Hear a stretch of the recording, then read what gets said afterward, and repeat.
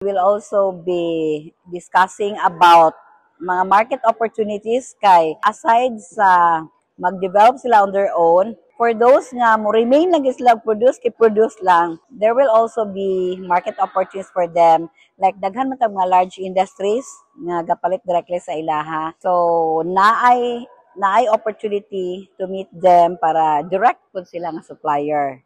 Okay, lain la duha man siya ka track. It's either mo baligya ka as raw coconut. That's why ang atong gi-after na po is to increase their productivity and improve their quality para maka-supply po sila adtong mga processor nga exporter.